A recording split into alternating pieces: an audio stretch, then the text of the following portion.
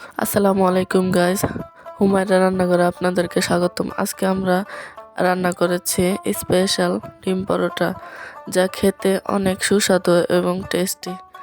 প্রথমে আমরা বলে 3টা টমেটো নিয়ে নিয়েছি। টমেটোগুলো আগে থেকে সেদ্ধ করে নিয়েছি। তারপরে টমেটোগুলো ছাল উপরের যে অংশটা ছিল সেটা আমরা তুলে ফেলে দিচ্ছি। ফেলে দিয়ে তারপরে আমরা এইগুলোকে হাতের সাহায্যে ভালো করে ম্যাশ করে নেব। সুন্দর করে ম্যাশ করে নিতে হবে। এই যে বন্ধুরা দেখতে পাচ্ছেন, আমি যে এটার ছালগুলো ছিল এগুলো সব ফেলে দিয়েছি। তারপরে আমি এটাকে কিন্তু কোনো পানি অ্যাড করা যাবে না। তারপরে আমি এখানে দিয়ে দিয়েছি আটা দিয়ে স্বাদ মতো লবণ দিয়ে দিয়েছি। আর আমার এই পরোটাটা হবে অনেক ঝাল, এই কারণে আমি এখানে দিয়ে দিয়েছি মরিচের গুঁড়া দিয়ে এখানে আমি দিয়ে দিয়েছি কাঁচামরিচ আর পেঁয়াজ দিয়ে এখন আমি হাতের সাহায্যে ভালো করে ম্যাশ করে নিয়ে তারপরে আমি একটা ডো বানিয়ে নিয়েছি। তারপরে ওটাকে আমি 2 মিনিট রেখে দিয়েছি। 2 মিনিট রাখার পরে তারপরে এখন আমি এগুলোকে ভালো করে একটা রুটি বানিয়ে নেব।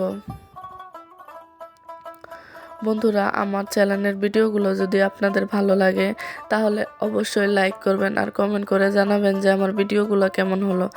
আর যদি ভিডিওগুলো ভালো লাগে তাহলে আরেকবার ভিডিও পাওয়ার জন্য তা অবশ্যই সাবস্ক্রাইব করবেন। বন্ধুরা, আমি এখানে রুটি বানিয়ে নিচ্ছি। রুটিটা বানিয়ে নিয়ে এরপরে এখানে দিতে হবে সাদা তেল। যেহেতু পরোটা বানাবো তা এই কারণে উপর দিয়ে সাদা তেলটা দিতে হবে। সাদা তেলটা না দিলে কিন্তু পরোটাটা ভালো হবে না। এই পরোটাটা খেতে কিন্তু অনেক টেস্টি আর অনেক মজাদার। আপনারা আপনাদের বাচ্চার জন্য সকালের নাস্তা হিসাবে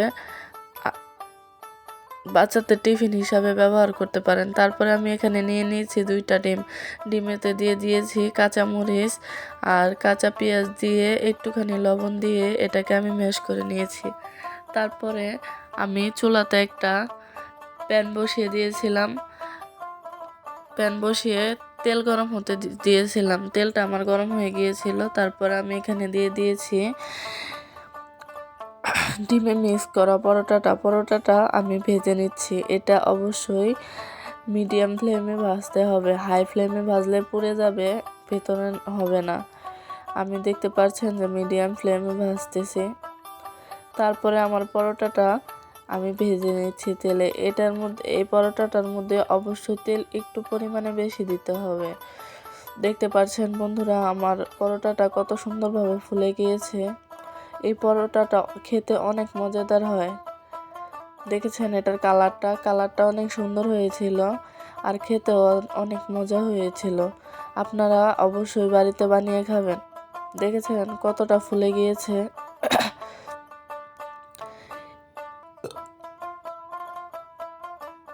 এটা না খেলে আসলে মিস করবেন।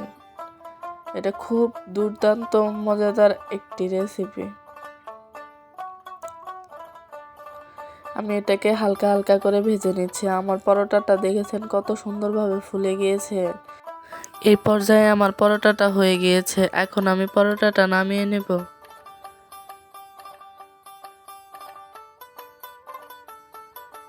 দেখেছেন বন্ধুরা, পরোটাটা কতটা লোভনীয় আর কতটা সুন্দর হয়েছে। আপনারা অবশ্যই বাড়িতে